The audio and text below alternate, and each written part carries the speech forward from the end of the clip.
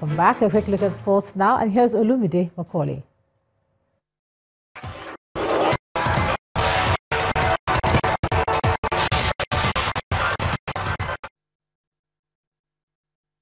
Thank you, Gemma. Welcome to Sports News. The Lagos State government has begun regrassing of the Taslim Balogun Stadium in Surulere. The artificial turfs on the main bowl of the stadium are being removed for replacement with natural gas for the facilities to meet the required standard to host FIFA and Confederation of African Football matches.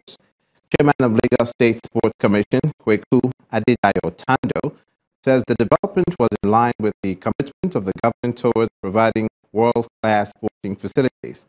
He also confirmed that the Taslim Balogun Stadium will be home to the national teams from the end of 2019. Now to the UEFA Champions League, as Diego Costa was on the score sheet as Atletico Madrid came from behind to beat injury-ravaged Monaco 2-1. Lionel Messi scored his 48th career hat-trick as Barcelona defeated Dutch champions PSV Eindhoven 4-0.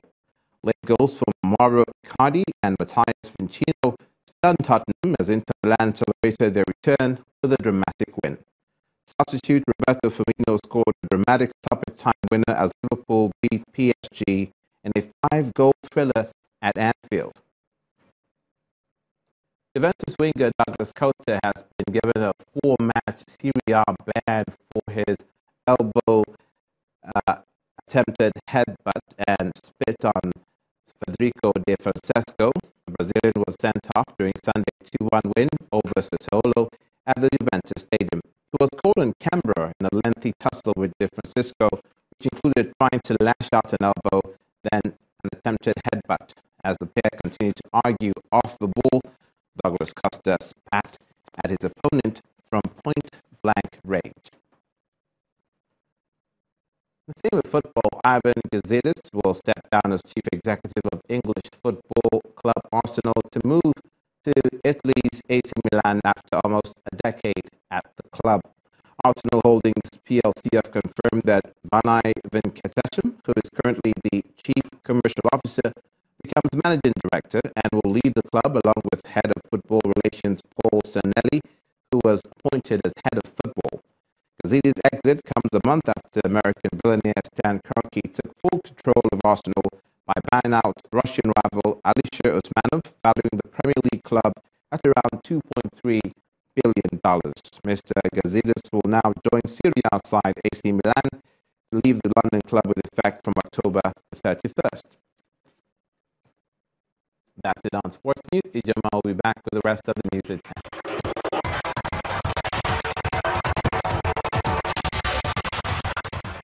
Thanks a lot, Olumide. China has slammed the United States a retaliatory $60 billion after the U.S. government announced its biggest trade tariff yet against the world's second-largest economy. The Chinese tariff, which is not compared to America's $200 billion tariff, will target American products such as liquefied natural gas, which is produced in states loyal to President Donald Trump. The latest round of U.S. tariffs means that about half of all Chinese imports to the U.S. are now subject to new duties. A lot of money coming in. As the trade war crunches on, more continues to lay at stake. In July, the United States increased charges on $34 billion worth of Chinese products. Then last month, the escalating trade war moved up a gear when the White House brought in a 25% tax on the second wave worth $16 billion. This latest round means that about half of all Chinese imports to the U.S. are now subject to the new duties. It is also the biggest set of tariffs to date, and unlike the earlier rounds, this latest list targets consumer goods such as luggage and furniture. That means households may start to feel the impact from higher prices. So why exactly is the U.S. doing this? And it will be a lot of money coming into the coffers of the United States of America, a lot of money coming in.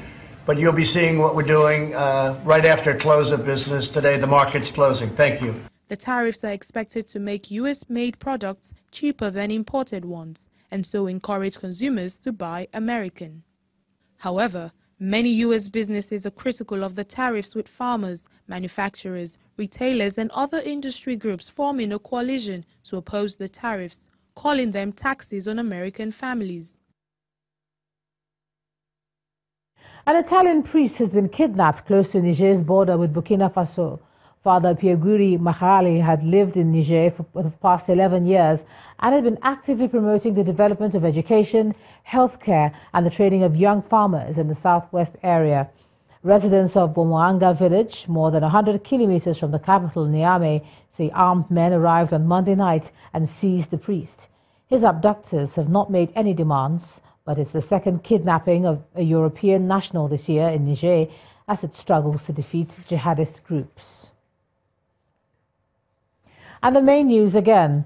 President Muhammadu Buhari today reaffirmed his resolve to continue the fight to rid Nigeria of corrupt leaders as the APC leadership stormed Osogbo to support the party's candidate for Saturday's governorship election in Osun State.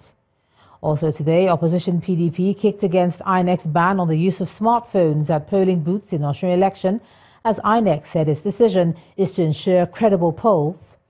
And China today slammed $60 billion tariffs against the US after President Trump announced its biggest trade tariff against China. And that's the news at 10 tonight. Thanks so much for staying with us. I'm Ijoma Bunyato.